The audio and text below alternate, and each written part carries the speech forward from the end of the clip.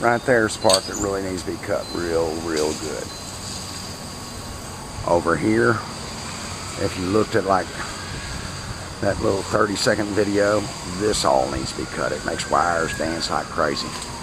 And I'm looking up there at the top, and I still have limbs like that they've already cut that are only like, you know, 18 inches off the top wire. I don't know if that's one of y'all's electrified wires or not. I did talk to somebody, that tree trimming guy that came out here today.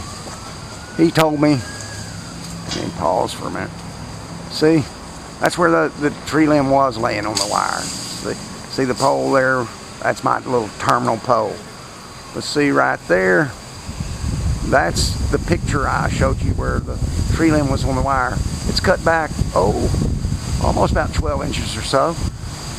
Wind's blowing probably about 10 miles an hour. I wish I had a gust here to show you.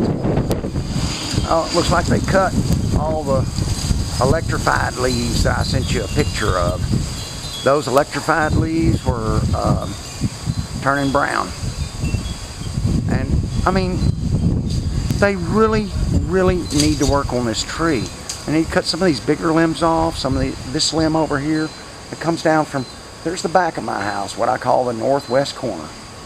There's my little transformer, and that means,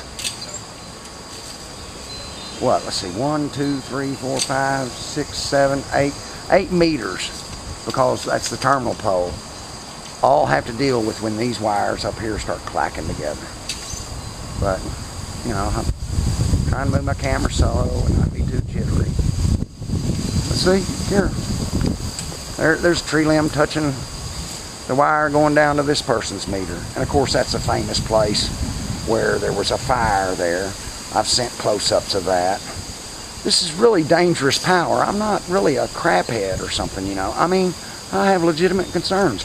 Even this tree, if you'll notice that the limbs that are hanging over my yard, I've paid to trim those myself. I've never called y'all to trim those. I used to have a couple of trees here.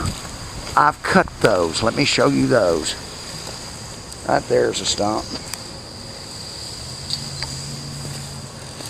And over here is a stump that's, you know, got stuff growing out of it, but I'll come trim that one of these days. So where I'm at, located at, I'm just going to lift my camera straight up and show you 756 North McNeil, where the famous burnt stuff is. But what I wanted to show you was this tree limb right here. It's all going into these supply line wires and everything. Not right now, but whenever it starts, the wind starts blowing hard. You saw like about like second 28 of the last video I sent you that my wires are shaking, my lights are flickering, and my appliances get burned up. Fires start happening at my neighbor's house. I could go into a long conversation about everything I've learned about your tree cutting crews, but none of it's good. None of it's good.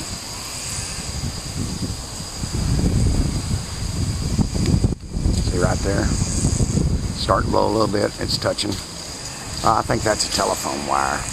Let me look up here towards this other wire there. See right there? That's what I'm talking about. And the wind's barely blowing, but if it gets up to like about 20 miles an hour, I'm in bad shape here. A very dangerous situation. I don't know what to tell you. But see, just even this giant, huge limb that hangs out 6 or 8 feet above the top line on my thing. Why can't they cut it back? Why can't they cut it down here closer to the trunk? Get your money's worth from these people. They are ripping you off on your tree cutting contract. I can promise you that. I've heard rumors that it's cheaper just to replace the wires than to get a tree cut.